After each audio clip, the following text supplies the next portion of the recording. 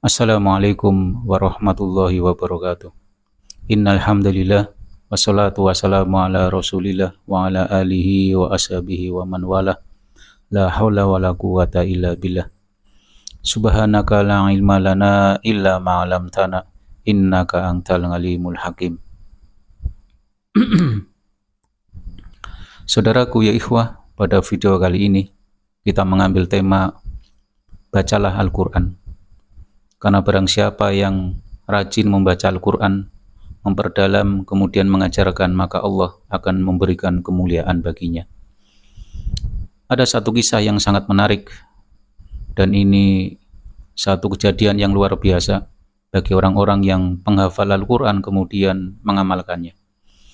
Pada tahun 2018 di daerah Depok, ketika terjadi pembongkaran makam, para warga memindahkan jasad-jasad yang sudah puluhan tahun karena memang di tempat itu kena proyek jalan tol. Apa yang mencengangkan oleh sebagian masyarakat pada saat itu adalah dari sekian puluhan jasad itu ada 2 yang masih utuh, padahal itu sudah dimakamkan sampai 30 tahunan. Ada 2 jasad yang masih utuh, yang mereka tahu bahwa itu adalah seorang perempuan namanya Mak Anih, yang satunya adalah Bapak Samsudin. Ini 2 orang jasadnya masih utuh karena memang ternyata ketika ditanyakan bahwa mereka adalah orang-orang yang soleh, mereka adalah orang-orang yang penghafal Al-Quran, dan ini sudah diutarakan oleh seorang ulama yang bernama Al-Imam Al-Qurtubi di dalam kitab tafsirnya itu, bahwa di dalam kitab At-Tadhkirah, bahwa beliau rahimahullah ta'ala mengatakan, innal ardo la takulul anbiya'a was suhada wal ulama wal muadzinin wal muhtasibin wa halamatal Qur'an. Bahwa bumi ini tidak sanggup untuk memakan jasad-jasad para nabi dan para rasul, kemudian jasad para suhada dan para ulama, dan salah satunya di sini adalah orang yang menghafal Al-Quran. Ini satu kemuliaan yang diberikan oleh Allah Subhanahu wa Ta'ala bagi orang-orang yang sungguh-sungguh untuk belajar Al-Quran, kemudian mendalami, kemudian mengajarkannya. Saudaraku ya ikhwah, Al-Quran ini sebenarnya kita patut bangga dengannya. Kita bangga dengan kitab suci Al-Quran karena memang Allah yang menjaganya. Allah berfirman, inna nahnu nazzalna dzikra wa inna lahu lahafidun. Sesungguhnya kami, kata Allah, yang menurunkan adz-dzikra yaitu Al-Quran, dan kami yang menjaganya. Dan di antara penjagaan dari Allah Subhanahu wa Ta'ala adalah Allah menjadikan para hafidh, para hafidhoh, orang-orang atau manusia yang ada di bumi ini bisa menghafal Al-Quran sampai 30 juz. Para ulama-ulama dahulu, para sahabat Nabi, kemudian para tabi'in, tabi'ut tabi'in, kemudian para ulama-ulama setelahnya. Sampai sekarang pun orang-orang yang masih belia umur 6, umur 7 tahun, 8 tahun, ya, para remaja banyak yang menghafal Al-Quran. Ini adalah satu kemurahan dari Allah Subhanahu wa Ta'ala bahwa kitab suci Al-Quran yang tebal itu sampai 30 juz bahkan bisa dihafal oleh para penganutnya semuanya 30 juz. Berbeda dengan kitab-kitab yang lain, tidak ada satupun kitab-kitab yang lain bisa dihafal oleh pemeluknya. Tapi Al-Quran, subhanallah, bisa dihafal dari semua kalangan, dari semua umur, mereka bisa menghafalkan. Ini adalah satu anugerah yang luar biasa. Dan Allah memuliakan bagi orang-orang yang berinteraksi dengan Al-Quran. Allah akan memberikan nur kemuliaan di dunia dan akhirat.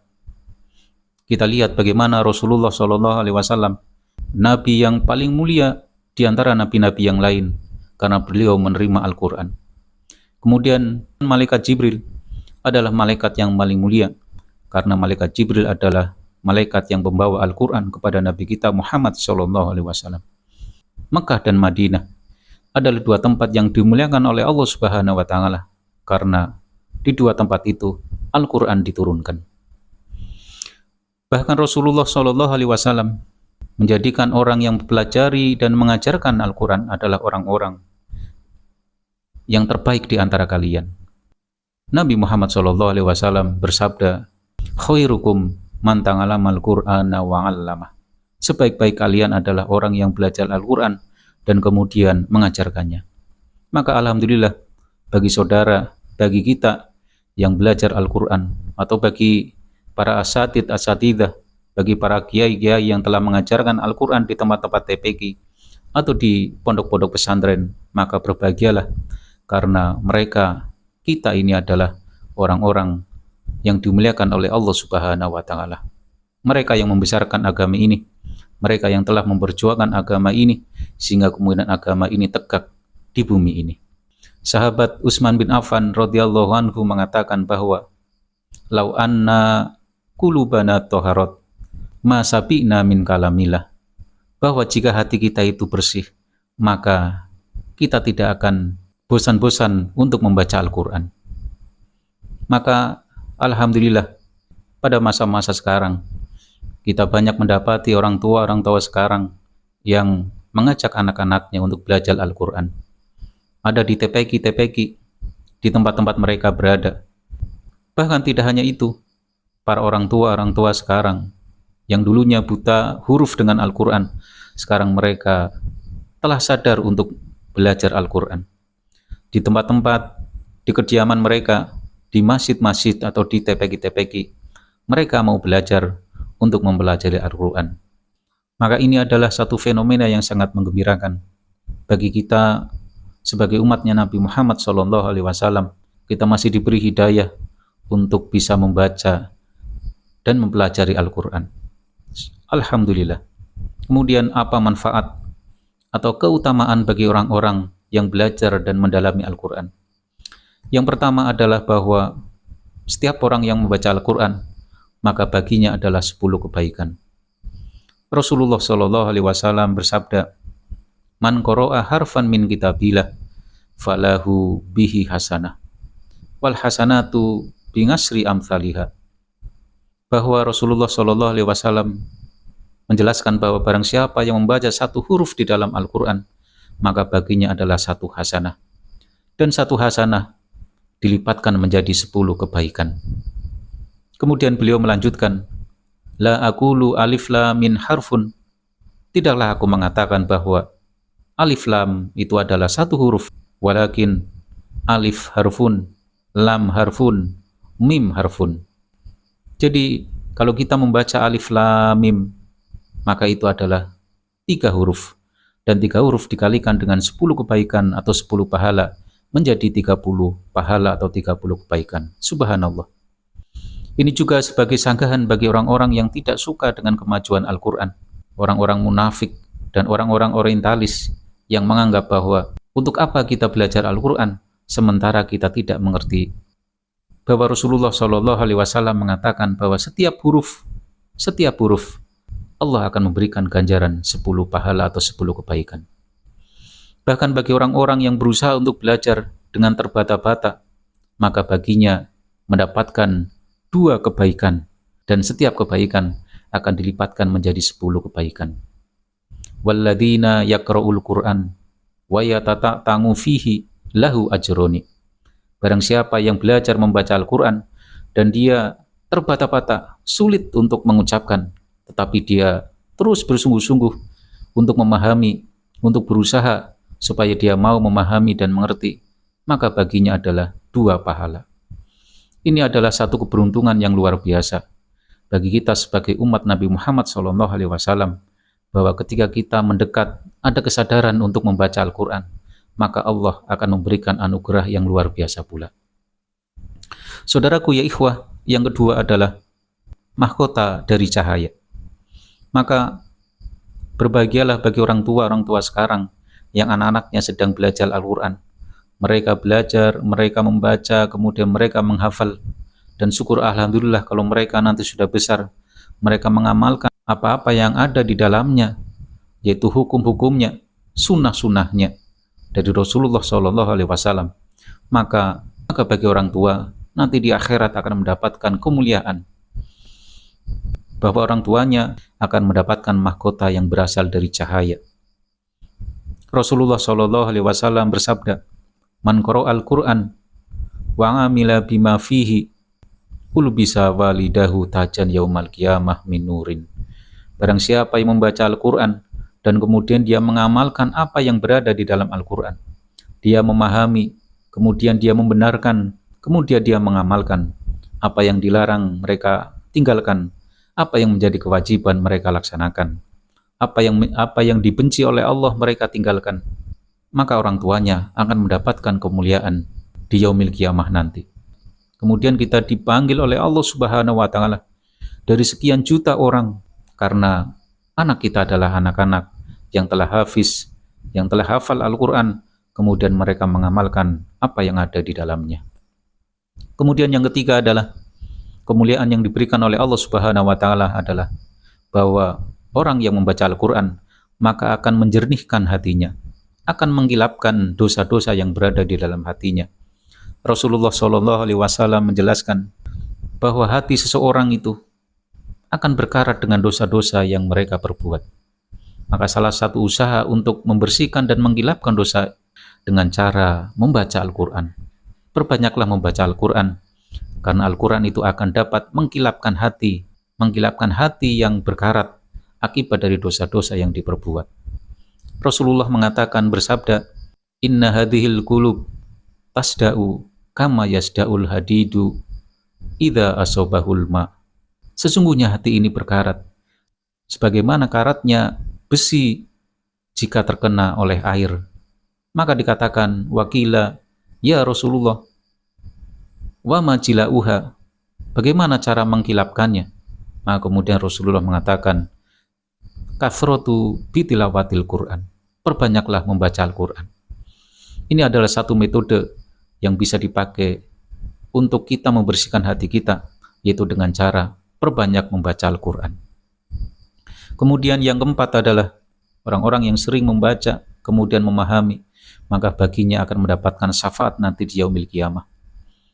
Rasulullah Shallallahu Alaihi Wasallam mengatakan bahwa di samping kita mendapatkan kemuliaan dengan pahala yang begitu banyak, maka Al-Quran itu nanti akan datang pada yaumil qiyamah, akan memberikan syafaat bagi dirinya. Rasulullah Shallallahu Alaihi Wasallam bersabda, "Iqra'ul Quran fa innahu ya'ti yaumal qiyamah syafi'an li ashabih." Bacalah Al-Quran oleh kalian, karena sesungguhnya nanti Al-Quran itu akan menjadi syafaat bagi kalian di yaumil qiyamah. Bahkan di dalam hadis yang lain, bahwa Al-Quran nanti datang pada hari kiamat, minta kepada Robnya untuk memberikan syafaat kepada orang-orang yang suka dan gemar membaca Al-Quran. Ketika orang-orang berkumpul, mereka sedang kesulitan, mereka dalam kesengsaraan menunggu hisab dari Allah Subhanahu wa taala, maka pahala Al-Quran ini akan datang dan meminta kepada Allah Subhanahu wa taala, "Ya Rabbi, mana tuhun nauma billail." Ya Rabbi, kamilah yang menahan mereka dari tidur pada malam hari. Fasafi ini fihi, maka berilah kami untuk memberikan syafaat kepadanya. Itulah gambaran kemuliaan yang akan diterima oleh para penghafal Al-Quran.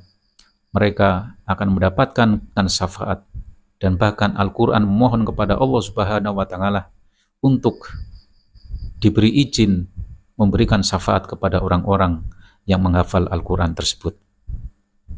Kemudian yang kelima adalah bahwa bagi orang-orang yang membaca, bagi orang-orang yang gemar membaca Al-Quran, kemudian mengamalkan, maka baginya adalah masuk surga tanpa hisab.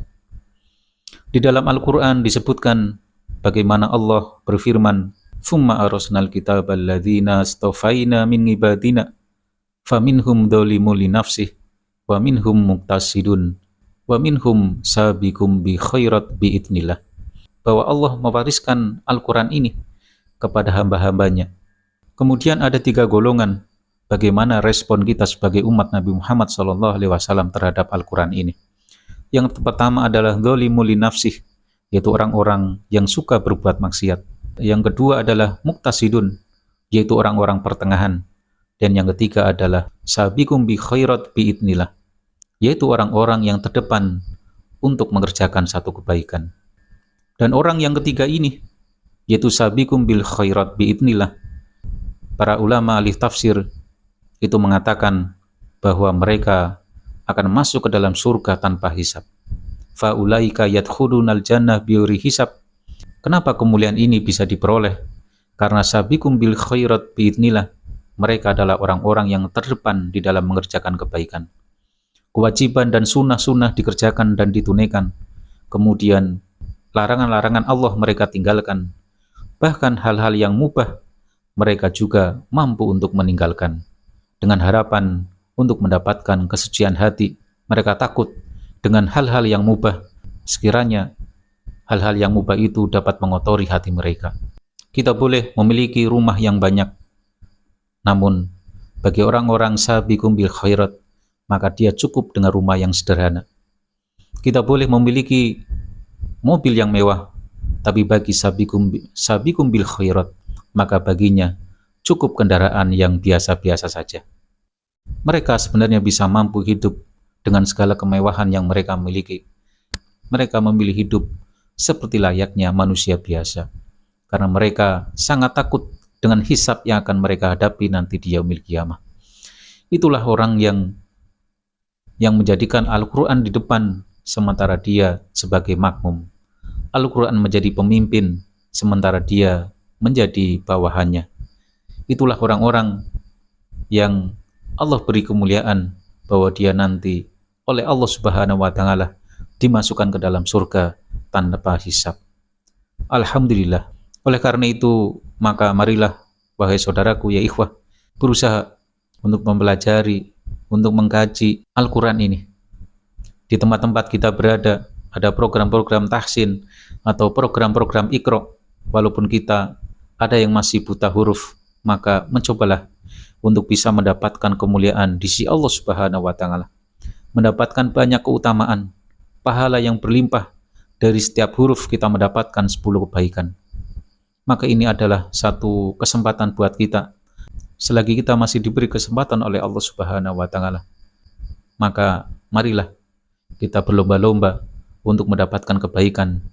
Kita ajak anak-anak kita ajak istri kita untuk belajar membaca Al-Quran di rumah-rumah, atau mungkin di masjid-masjid, atau di tempat TPQ-TPQ yang mana Al-Quran itu dibacakan.